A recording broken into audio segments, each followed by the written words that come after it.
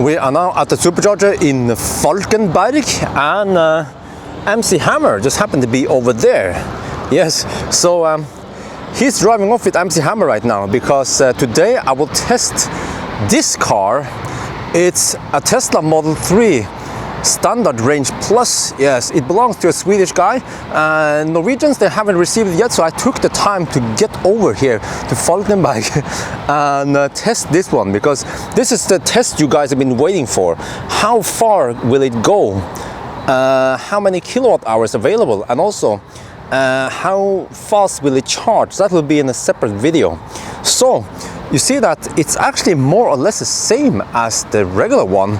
So if we look in the back here, we have leather seats in the back, just like the long range. The interior is more or less the same. One thing that is missing is that in the back, oh, this one also has a tow hitch, but we're not covering that in this video.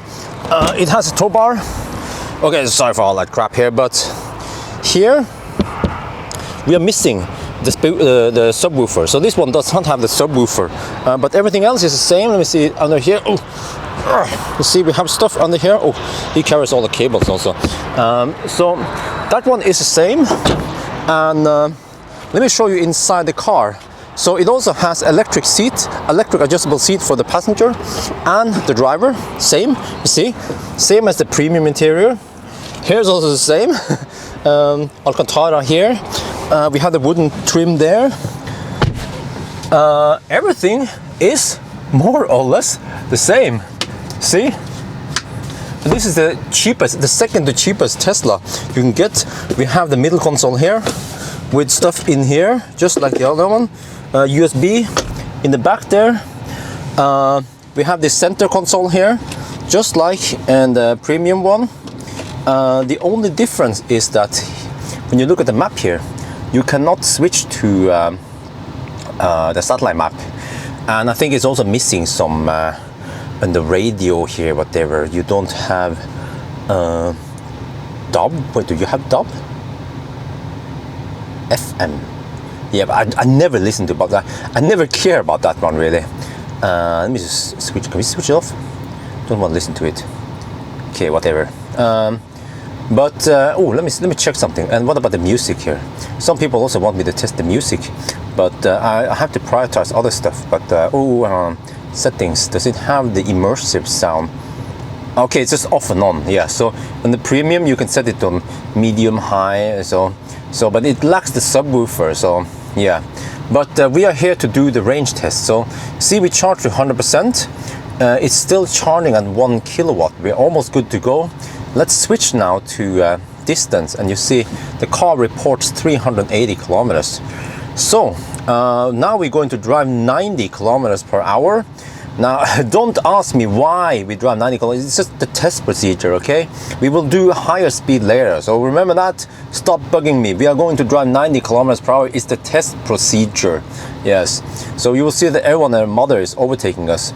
We'll just drive here, back again, and back and forth a little bit, and we will end up at let's see, around here somewhere. Yeah, at the Ionity charger. So I will have to find it eventually. All right, we are on the move now, and immediately I checked the tire pressure, and they're supposed to be at 3.1 bar when they are cold. They are only at 2.9, 3.0. So according to the inside of the door, it should be 2.9, but all the tire manufacturers, they recommend 10% higher. So 10% higher is actually 3.1, even 3.2 bars. So already now we have a little mistake here. We should have had more tire pressure, but okay, whatever. It will of course go up now that we start driving because the tires heat up. But okay, and then if we look here, consumption is starting to stabilize. We have tailwind right now, so we will naturally get pretty low consumption. And also this car is rear-wheel drive, so it's supposed to be really efficient. So the plan now is just to drive, actually we can go further than that. We can go all the way to at least here. I'm not sure where I will turn around. Maybe around there, and then I can turn around. Well, that's 300 kilometers. Yeah, let's do that, yeah. All right, consumption is now 115 watt hour per kilometer, but over to something more important. We don't test the stereo, right? Now, this one also doesn't support Spotify. So that's something you get with the more premium cars. I mean, with the long range Model 3. So we just have to connect it with the phone instead, Bluetooth, yeah, over here. And I just want to hear the bass on this. Yeah, so we have to play Alcatraz. Okay, let me see. How is the bass?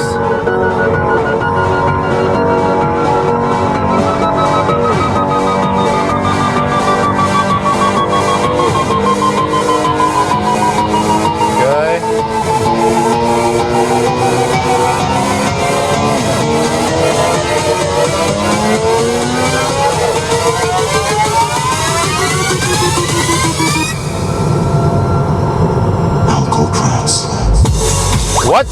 What? What? It's still nice and deep, man. Is the subwoofer still there or not?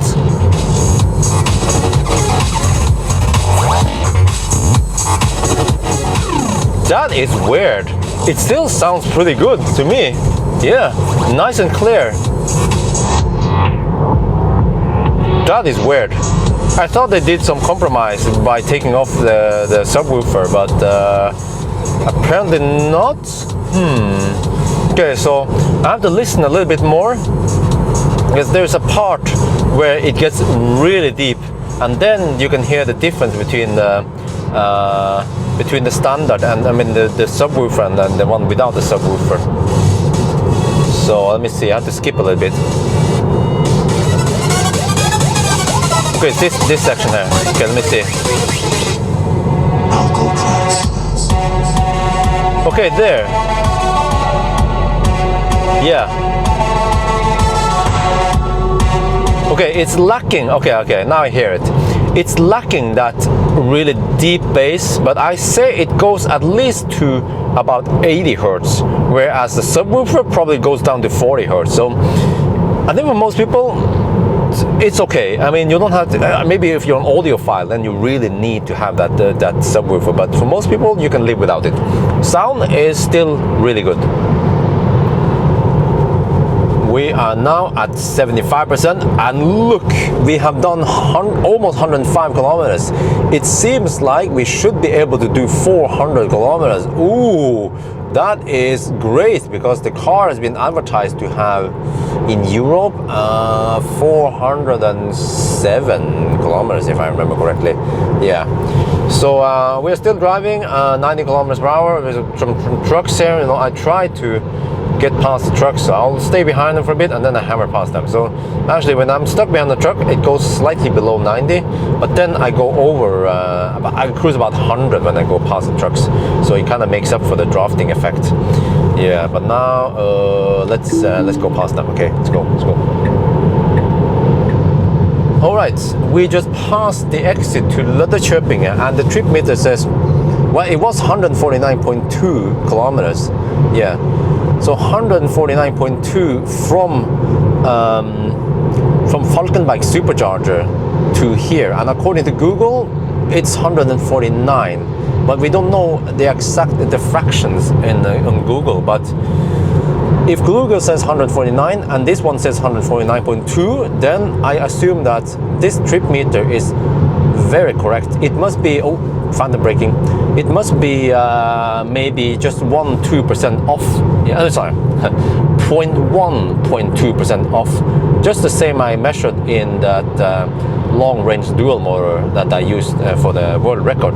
That was also 0.1-0.2% off. So at least we established that we can trust this number, and that means we can also trust that number. So because we will find out in the end how many kilowatt hours we get out of this. So yes, it's still a nice day. Still hammering it. Well, not hammering it. Just cruising. Now the plan is to turn around at around 55%. Yeah, I just have to find out where I can turn around at 55%. So you're gonna keep going south and then head north. All right, this is it, the turnaround point. We have now done almost 180 kilometers and 57%. And well, this one you don't have to listen to it. So we'll turn around here and head back, and then go to the Ionity charger. So so far it seems like we should be able to drive 400. So we'll see again. Yeah, now let's take this one. I haven't never taken this exit before, so I have to pay attention. But we want to turn around before we end up in Denmark. Yeah. Okay, here we go. We have been driving for almost 2.5 hours, and we have actually gone past the halfway mark now. We're down to 48%. And you see 219 kilometers so far, 118. And if you do the math, take this one, then multiply by that one, then you find out how many kilowatt hours we have spent. We can also see this one, but this one is not too accurate. And then we can do the math against that one, and we find out that we have about 49.7 kilowatt hours available based on this result so far. So close to 50 kilowatt hours, yes. So we still have to drive it. Now I'm going to go to this weighing station. The car brakes it because we have someone here who wants to merge. So it's a bit weird why it brakes and then accelerates and brakes. That's a bit not so good. Nicht good. 9. Okay. So the people on live stream, they told me that we have this weighing station. We can check it. I want to know how heavy this car is. Some people claim it's as low as 1,700 kilos. Okay, my guess is 1,750. Yeah, that's my guess. So let's hope it's open so we can check out. Okay, I want to check the weight of the car. So let's see. I don't want to film the police there. It might be a bit grumpy at me. Whoa! 800 kilos. 800 kilos on the front, and then he's there, and then let's see the full weight. I will not film him. 1,720, 1,740. Okay, no, he didn't bother. Okay, good. 1,740. All right, I have the numbers. Okay, let's go. Okay. Yeah, let's go.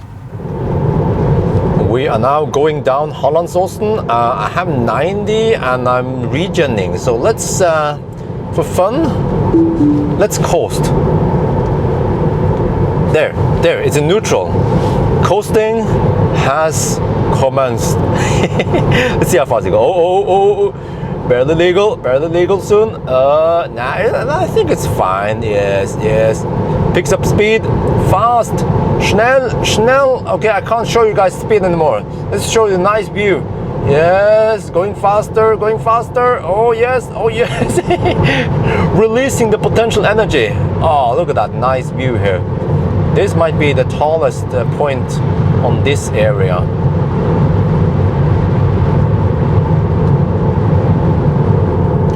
We have been driving for 3 hours and 40 minutes, and we just hit the 20% mark now. So you see, we have driven 323 kilometers. Consumption has gone up as expected because now we have headwind on the way back. So consumption is 122. It will most likely be 124, maybe even 125 towards the end. And the car warns me that I need to charge so I can reach the destination. So I might bail out at Falkenberg. It seems like I will reach Falkenberg with 10%, you see, based on this one. And it seems like I will reach Valberg with almost no juice left, so that's too risky. Yeah, so let's see, if we go Falkenberg instead, this one, it will say 10%, 7%, yeah, okay. Yeah, let's bail out, play it safe, and we can always calculate the range based on this one anyway. We are getting close to Falkenberg supercharger. Oh, it's been taking 4 hours so far. So that's long enough for me. So you see here, we have 11%. And let me check here. Yeah, so we will arrive with 10%. Close enough. And we can just calculate the rest based on that one. So at least we make the start and ending point the same spots. Yeah, so we don't have any elevation advantage or wind advantage or disadvantage. Yeah, so okay, 4 hours is long enough for me. If it was a long range, it would be over 5 hours. Oh, All right, we are back at the supercharger, back at the starting point, and if you look at the screenshot, we ran it down to 10%. I calculated, yes, it's actually 10%. And then based on the distance we had driven, if you kept driving, you could go 400 kilometers on a good day like today. And then the average, I mean, the average consumption was 122 watt hour per kilometer. That's pretty low. As expected, it's actually more or less the same as the long range. Maybe the long range has 2-3 watt hour per kilometer more. Yeah, I measured about 125 when I did the test in America. And then you can expect also, if you crunch the other numbers, we can find out that the available energy on this car is 49 kilowatt hours. So yes, now there will be other people here who will claim that no, that is not correct. Other places claims more than 49 kilowatt hours. Well, this is at least my test. It shows 49 kilowatt hours. So now it's up to you guys to try to test it yourself. Just follow the same procedure. Do not watch the kilowatt hour added, because that one might not be correct. In the end, what matters is how many kilowatt hours you can pull out of it. But 400 kilometers in this one is less than Kona, e-Soul, e-Niro, and I'm not sure about the new Leaf. It might be similar to the Leaf, or maybe slightly better than the Leaf, I'm not sure. But what matters in the end is the combined charging speed plus the range. So there will be another video where I test the charging speed, and then we can see what happens. And then in the end, we might even take a race somewhere to see which car is the best for long trips and which car is best for not so long trips. Yeah. But I think it's pretty good. 400 kilometers, that's the same range that Tesla has been advertised. They say 409, yes, in the WBTP one. So, yeah. Other than that, I think the car, sometimes I forget that I'm sitting in MC Hammer, and I'm sitting in this one. It drives and feels more like MC Hammer. It just has slightly lower range and slightly less features in the car. So, yeah. But anyway, I think that's it for now. I hope you guys enjoyed this video. As always, thank you for watching, and talk to you later.